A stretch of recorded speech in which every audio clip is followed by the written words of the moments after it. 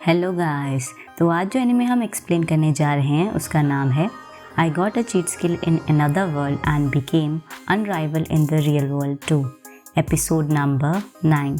Episode 9 की शुरुआत में दिखाया जाता है प्रिंसेस लेक्सिया जो होती है वो थेंजो युवा से कहती है कि अब मुझे कुछ जनरल आइडिया हुआ तुम्हारी और लूना की रिलेशनशिप के बारे में।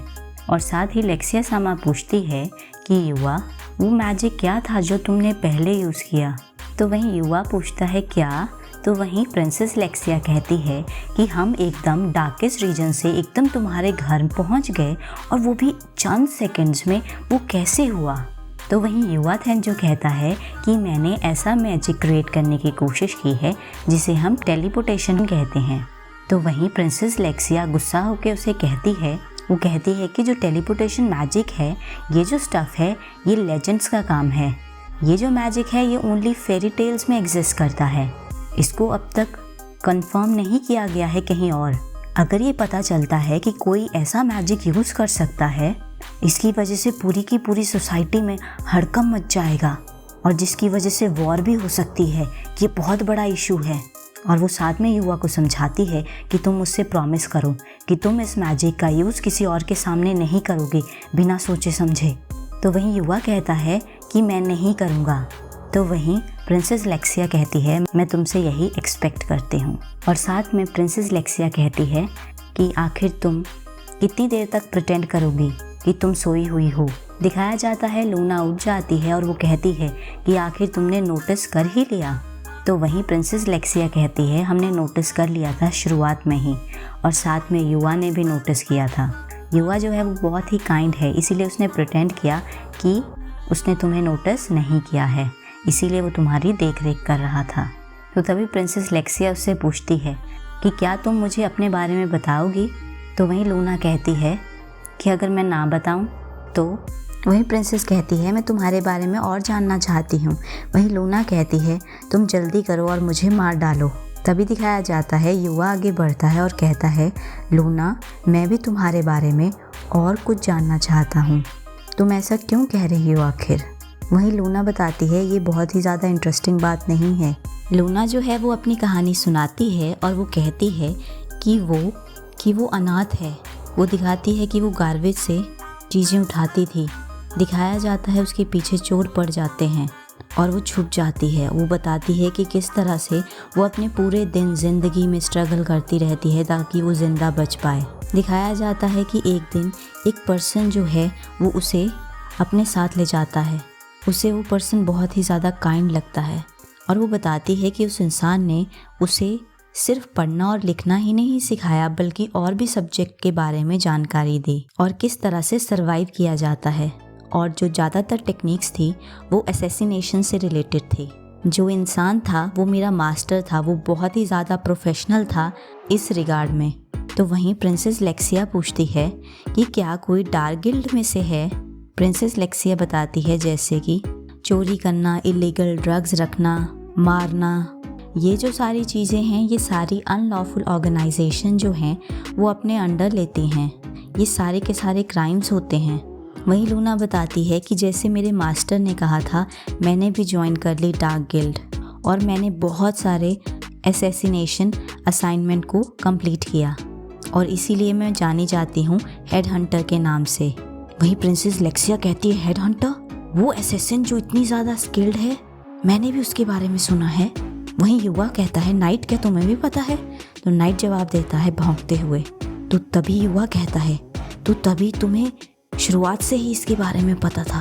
तो वहीं लूना बताती है कि एक दिन मुझे एक असाइनमेंट ऑफ़र हुआ जिसमें कहा गया था कि ख़त्म करना है पहली प्रिंसेस को, आर्सिलिया किंगडम की, और इसी तरह से ये टर्न आउट हुआ। लूना कहती है मैं कह चुकी हूँ जो मैं कहना चाहती थी और तुम भी कर सकते हो जो तुम करना चाहती हो।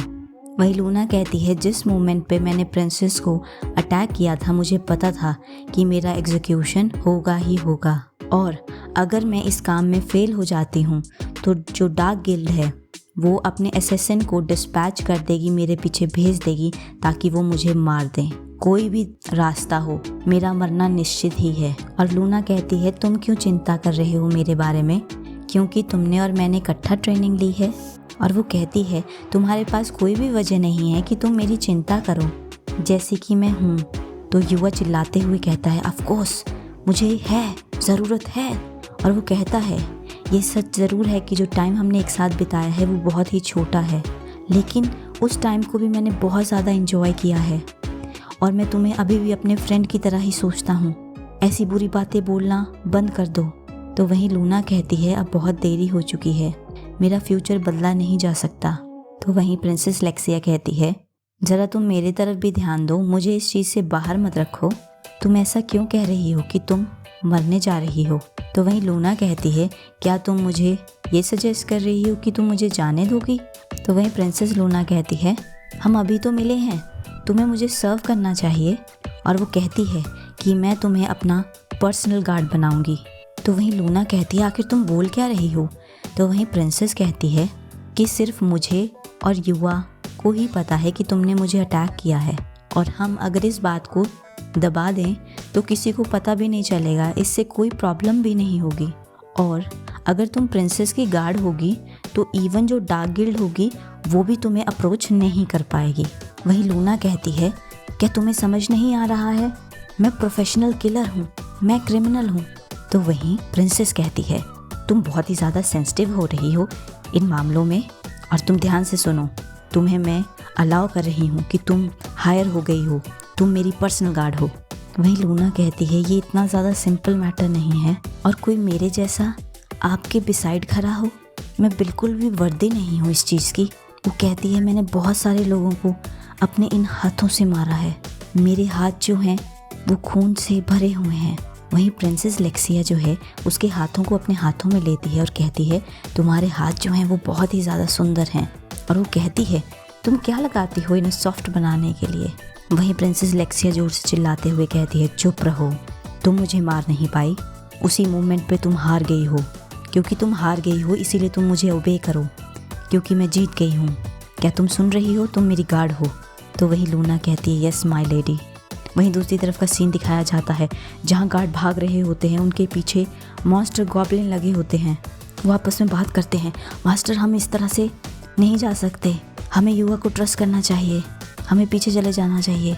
दिखाया जाता है वो भागते हैं और कहते हैं लेक्सिया सामा आप सेफ रहिएगा।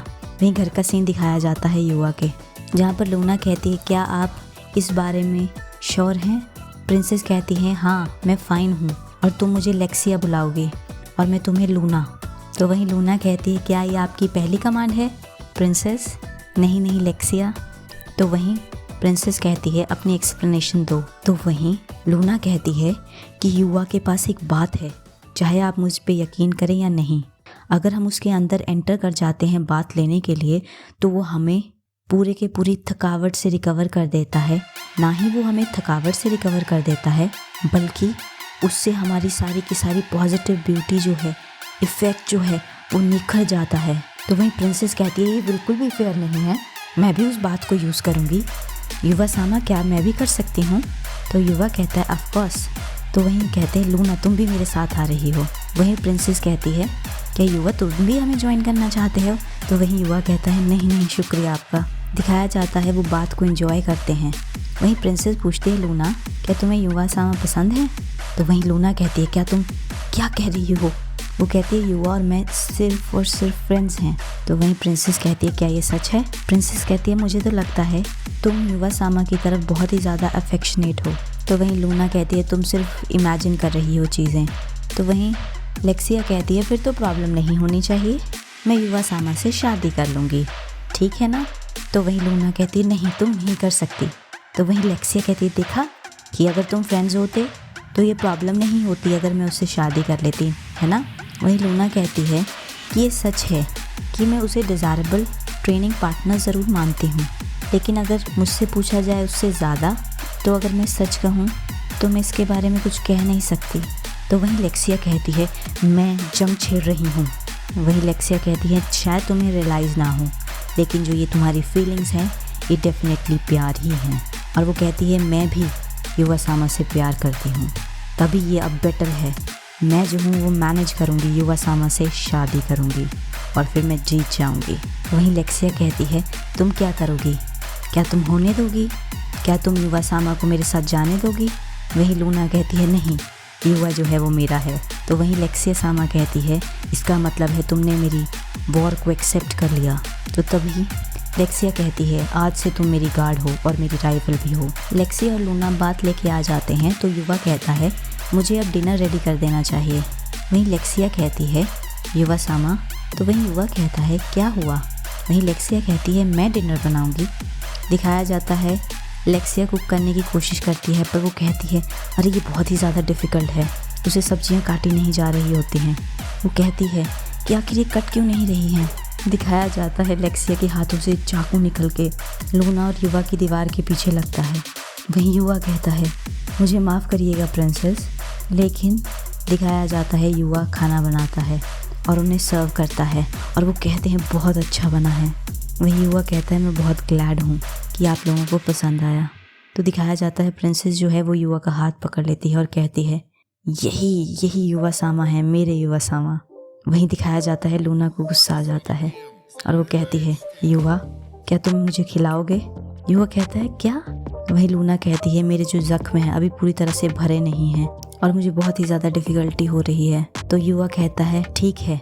दिखाया जाता है युवा जो है वो लूना को खाना खिलाता है जिसे लेक्सिया प्रिंसेस देख के हैरान हो जाती है और प्रिंसेस लेक्सिया कहती है जैसे आप लूना को खिला रहे हैं युवा सामा मुझे भी खिलाइए। वहीं युवा कहता है क्या? वो कहता है लेक्सिया सान जो लूना है उसे चोट लगी है। तो वहीं प्रिंसेस कहती है ये मेरी कमांड है। तो वहीं युवा कहता है ठीक है माय लेडी और वो उन्हें भी खिलाता है। तभी अगले ही सीन में दिखाया जाता है वो दोनों कहते हैं अब हम आपको खिलाएंगे। युवा अपना मुंह खोलो और इसे बिना हेजिटेशन के खाओ। दिखाया जाता है युवा कहता है ठीक है। रात का सीन दिखाया जाता है लूना और लेक्सिया सो जाते हैं और युवा भी सोया होता है। वो कहता है आज का दिन बहुत ही ज़्यादा एग्जॉस्टिंग था। सुबह का सीन दिखाया जाता है गार्ड जो होते हैं जंगल में बैठे होते हैं। युवा गार्ड को आवाज़ लगाता है ओवन सान। वहीं गार्ड ज़ोर से आवाज़ लगाता है, कहता है लेक्सिया सामा आपको चोट तो नहीं आई, कहीं कुछ हुआ तो नहीं? वहीं युवा कहता है मुझे माफ़ करना, हम सेपरेट हो गए आप लोगों से अनएक्सपेक्टेडली। तो वहीं गार्ड कहता है कि मैं बहुत कुछ तुमसे कहना चाहता हूँ।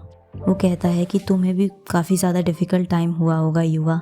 तो वहीं युवा कहता है मैंने आपको प्रॉपर्ली इंट्रोड्यूस नहीं किया था, ये मेरा न्यू फैमिली मेम्बर है, इसका नाम नाइट है। दिखाया जाता है नाइट हाई करता है। तो वहीं वो गार्ड कहता है नाइट शुक्रिया तुम्हारा, तुमने लेक्सिया सामा को बचाया। और वो पूछता है कि वो जो लेडी वहाँ पर खड़ी हैं वो कौन है? तो वहीं प्रिंसेस कहती है वो लूना है, वो एसेसिन है जिसने मुझे मारने की कोशिश की और आज से ही वो मेरी गार्ड का काम करेगी। इसको सुनने के बाद सब हैरान हो जाते हैं, सारे के सारे गार्ड उसकी तरफ अपनी तलवार कर देते हैं। वहीं प्रिंसेस कहती है ओवन रुक जाओ तुम। वहीं गार्ड कहता है अगर वो एसेसिन है जिसने आपको मारने की कोशिश की तो मैं रुकने वाला नहीं हूँ। तो वहीं प्रिंसेस कहती है लूना तुम इन सबको टेक डाउन करो। तो वहीं लूना कहती है क्या तुम फूल हो? तो वहीं युवा समझाता है कि ओवन सान हमने एक एग्रीमेंट किया है लूना के साथ, वो अब गार्ड है जैसे कि लेक्सिया सान ने बताया। तो वहीं गार्ड कहता है इसकी वजह से लेक्सिया सामा जो हैं वो बहुत ही डेंजर सिचुएशन में आ जाएंगी। तो वहीं प्रिंसेस कहती है अगर लूना ऐसा करना चाहती तो हम पिछली रात को एक साथ सोए थे, वो तभी मुझे मार सकते थे। वहीं गार्ड कहता है तुम दोनों एक साथ सोए थे? वो बताते हैं हम युवा सामा के घर में रुके थे और हम एक साथ सोए थे। तो वहीं युवा सामा कहता है मुझे माफ़ करना। वहीं गार्ड कहता है मैं पूरी तरह से इस पर विश्वास तो नहीं कर सकता, लेकिन हम इसकी तरफ अब तलवार नहीं करेंगे।